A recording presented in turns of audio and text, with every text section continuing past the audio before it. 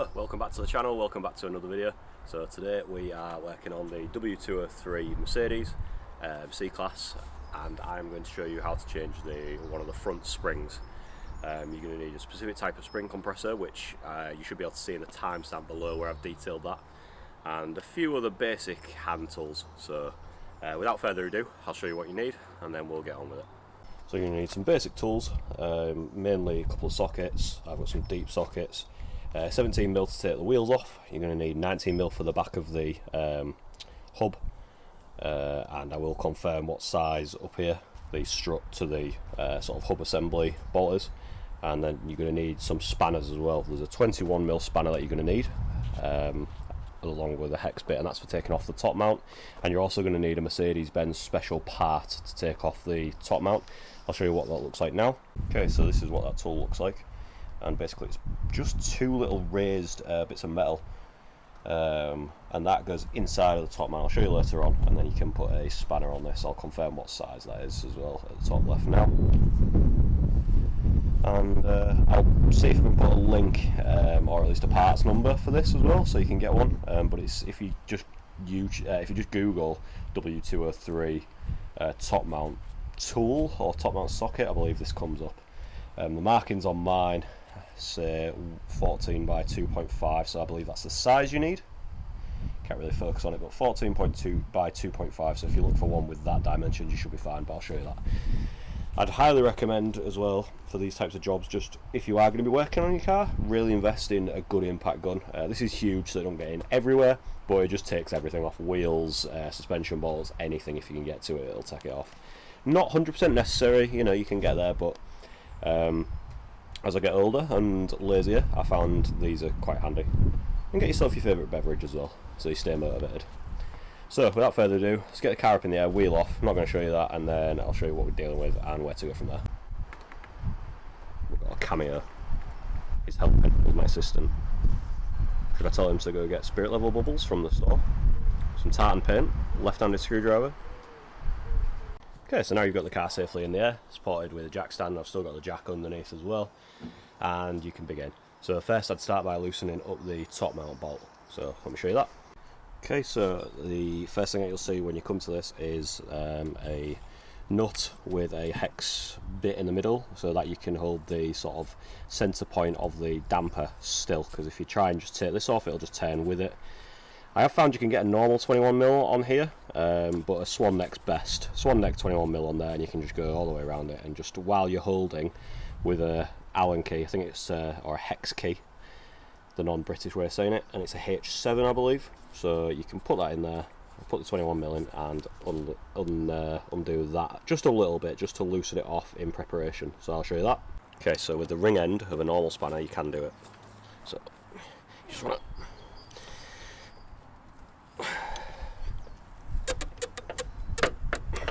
There you go, I've loosened it off, and you can see it's going to take absolutely ages without a swan neck.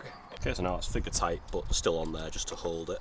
And this is all loose. Note the orientation of this retaining piece. It goes across, and there are two little dimples either side where it does sit, so just make a note of that. But yeah, now we've loosened that, we can go underneath.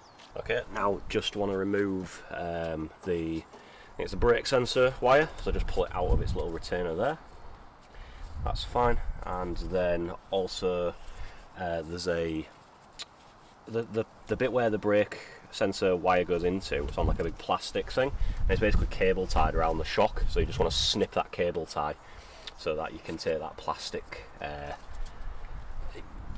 cable routing device off there, and then when you reattach it, just make sure you put a cable tie around it again. So I'm just going to snip that, and then I'm going to deal with this top bolt here. Okay, and then just behind the top bolt there's like a channel that's offset off the strut itself, and there's like two little fork appendages. I hope you can see it. There's two little fork things that the plastic kind of wire guide, cable guide goes through, kind of just hooks through there, and they have like a little captive clip on the end, so just push it, depress it and pull it through.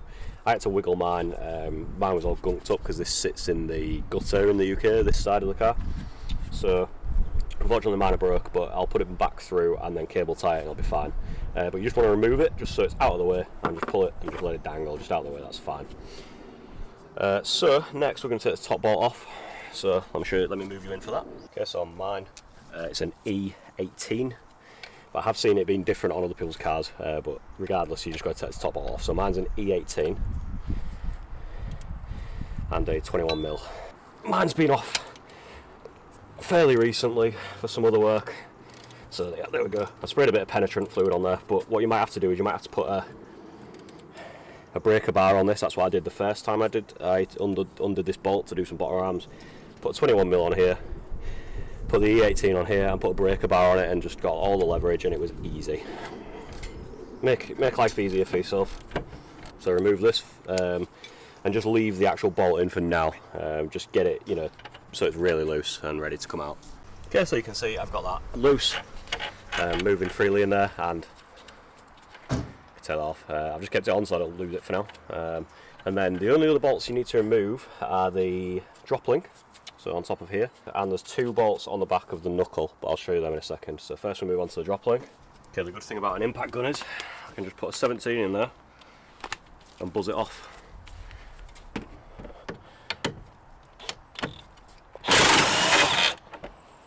There we go. So remove the nut.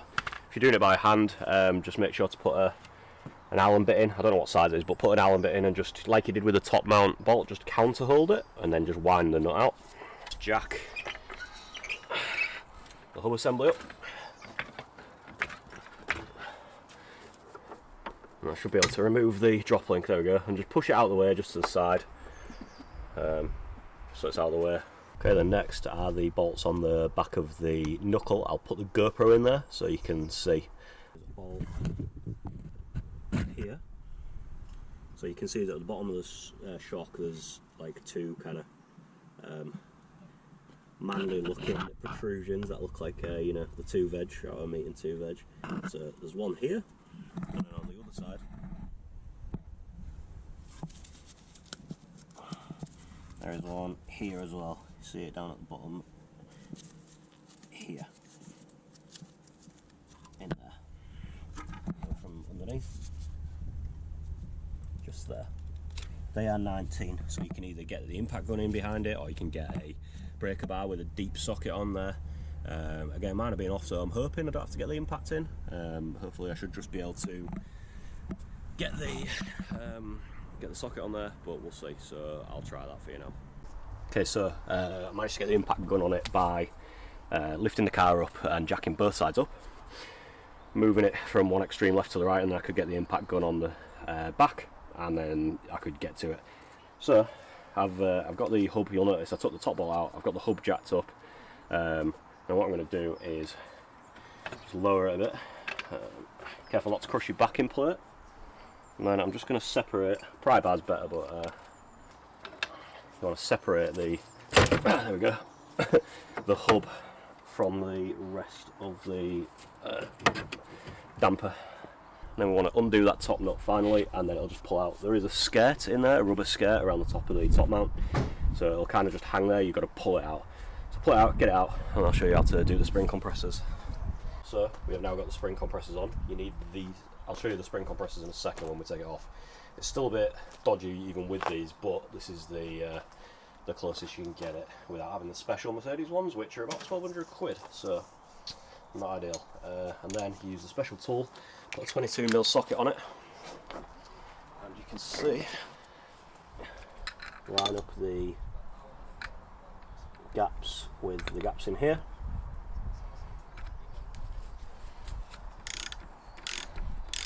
We can loosen these off. Still, just be very careful with the spring compressors, make sure they're seated properly, and also still keep yourself out of the way of this, because it could still go off at any moment. Okay, there we go. And the top mount now comes off. The top mount looks like this, and in there is this little lock ring. Don't even know if it'll focus on it. So you can see those little notches cut out of it. That's where the tool fits into it there. Oh, yeah, I can't really show you that too much, but so that goes inside of here. Well, more accurately, there isn't a thread on here, but there's a thread on the shaft, so that kind of goes over, and then this locks it down. So keep them safe. Now, the take the top hat off.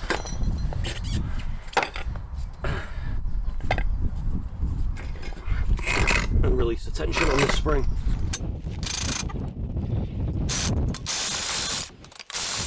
Safely off. See how big the spring is? It does not want to go onto this shaft, so it's really awkward to do. But okay, next, get the new spring. We'll need to compress it and get it around the shock.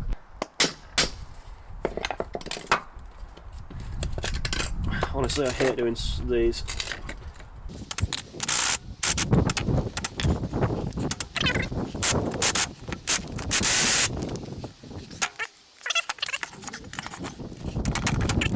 Put a bit of tension on. It looks sketchy. Put a bit of tension on, and then you can get it sat properly in the spring seats, and then you know it's not going to fly out because you've got these safety bars like kind of holding it.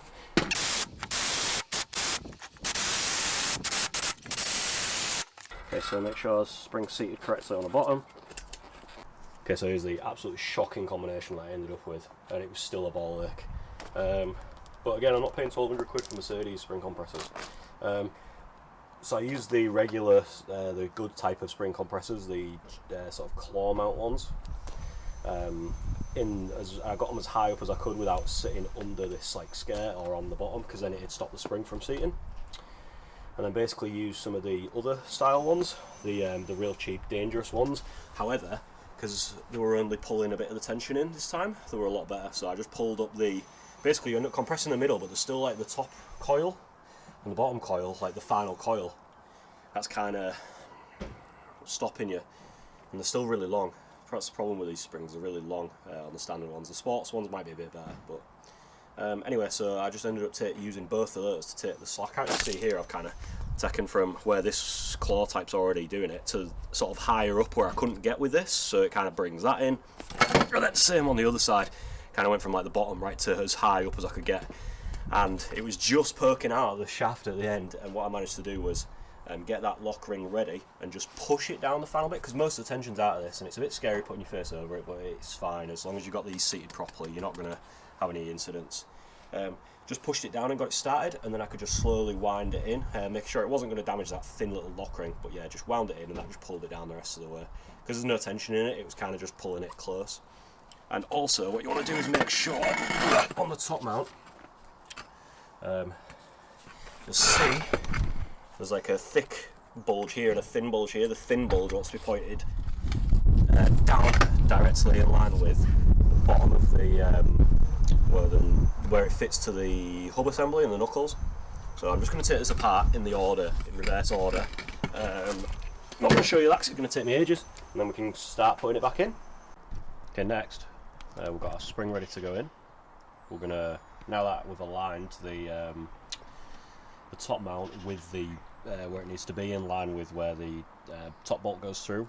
If you look up inside just to see why you need that, you can actually see in the spring seat at the top from the underneath, you'll see the shape of it. So if you haven't got it quite 100% there, don't worry, you can put it in, get it kind of up there, and then you can just once it's tight up top, you can kind of rotate it. That top bit is a bearing, so it does rotate, so you can just manhandle it into place. I did it with the other one when I did that before.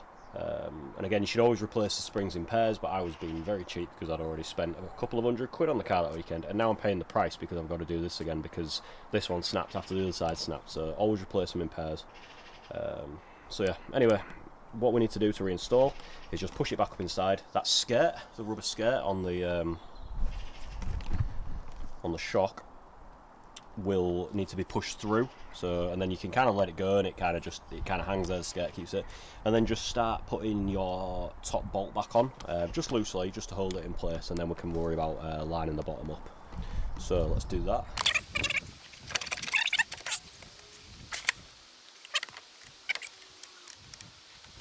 Okay, so just going to let the jack down.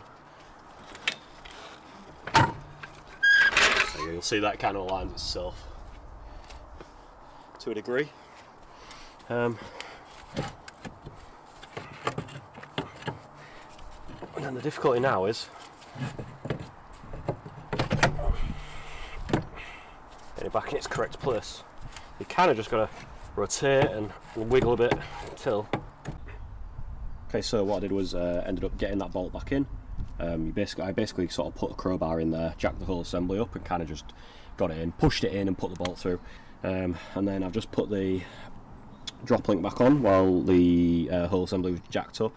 I need to tighten it up, obviously. I've just put the nut on so it's in and through, and then the bolts on the back, the knuckle hub assembly, I don't even know what you call it, hub assembly, knuckle, the 219s that I took the GoPro to show you. I just, while everything was up and lined up, I knew it would be easiest, and it is. I just threaded them in by hand, so now I'm just going to, you can either tighten them up with a ratchet now that you've got them free, and then we're going to put this back as well. So the way it goes is, it's on the brake hose,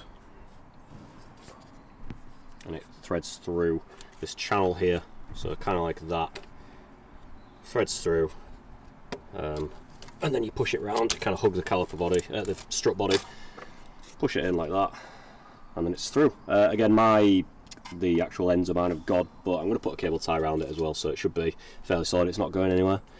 I can clip my ABS sensor back in, there's a little clip for it down there as well. Oop. I'm just in here. Okay. So I'm going to tighten the bottom bolts up, tighten the drop link up, make sure this is tightened and in line, so it's this way. Look at your other one for reference, and then you can pop your little cap back on. When you're tightening it, I didn't need to counter hold it, but you might do, so just check on yours. And then that is basically the job done. So I'm going to just button everything up and then put the wheels back on and lower it down. Okay, so the disassembly can only go one way, but I'm going to tell you, the way I use those spring compressors is not the Mercedes-Benz workshop approved way, but what it is a real world representation of what you're going to have to do. You can use those claw mount types, you're not going to get anywhere. I've tried that in the past, trust me, you're not going to get anywhere with this type, and it's pretty dangerous. So the best solution I've found is I think maybe I might have been better off with one of the tower style ones where it grabs onto the base of the spring seat, and then you put claws over and it kind of hooks the whole assembly and spring down into the spring base as such. I think it might have been better off with one of them, but I did manage to get the job done with those horseshoe style of spring compressors, so it kind of gets the most, and then I had to use the other ones to just take the last bit of tension off. Again, it's not 100% you know, Mercedes approved, but it's a real world representation of what you might have to do. And you know, if you work on your own cars, if maybe you don't have the option to take it to a garage, you don't have a garage you can trust, you don't have the money to take it to a garage because the labour charges are expensive, this is likely what you're going to have to do. So forgive me if it looks a bit ratty or a bit you know, crazy, but it's done the job. The car is now safely got a spring installed, and yeah, I'm going to button everything up and then I'm done. So anyway, if that helped you out at all, if it showed you the process at least, and you can now decide whether you want to tackle it yourself or whether you do want to take it somewhere. Again, it can be a bit awkward, but set yourself a day to do it, and you can just tick over it at your own pace. I've been having breaks, talking to the neighbours, you know, making tea and coffee and relaxing, so in between, and I've got it done. So yeah, if that helps you out, please subscribe, please hit the like button, leave a comment, let me know if there's an easier way to do that, you know, if I should have done it a different way, and we can all learn from it. So thank you very much, see you later.